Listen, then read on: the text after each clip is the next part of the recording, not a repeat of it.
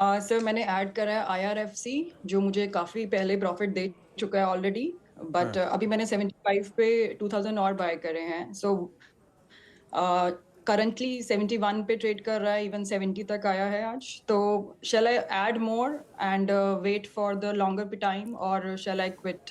मैंने लिया ट्रेडिंग के लिए था मैम, या लॉन्ग टर्म के लिए आज से? Earlier it was long term, but धीरे धीरे मैं ट्रेडिंग की तरफ भी इंटरेस्ट शो कर रही हूँ, so I am holding my profit. तो आईआरएफसी लिया लंबी अवधि के लिए। आमतौर पे लोग ट्रेडिंग के लिए लेते हैं, फंस जाते हैं तो लॉन्ग टर्म के लिए रख देते हैं।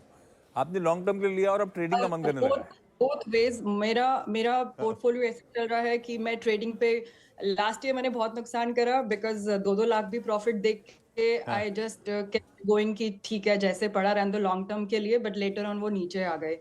सो मेरी अब स्ट्रेटजी हो गई, जहां पे प्रॉफिट दिख रहा है वहां पे निकाल लो, और हाँ। अगर नहीं है तो let's keep it for the long term.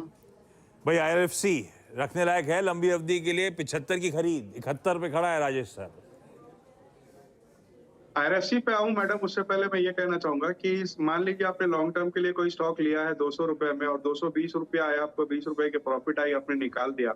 But long term के प्रोस्पेक्ट्स उसके 400 रुपए होने के थे, तो आपको तो दिक्कत होगी वहां ऑडियो पे। खुला छोड़ तो रखा वैसा है ना यार, करें रामरेड। कि प्रॉफिट आया निकाल दिया। कंपनी के प्रोस्पेक्ट्स को देखें, अगर उसमें और भी ग्रोथ की अपॉर्चुनिटी है, कंपनी की परफॉर्मेंस अच्छी है, तो लॉन्ग टर्म के लिए रखें और ट्रेडिंग का पोर्टफोलियो अलग रखें।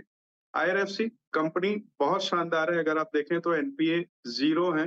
डिविडेंड यील्ड इस वक्त थोड़ी कम हो गई है, 2% के आसपास बैठती है।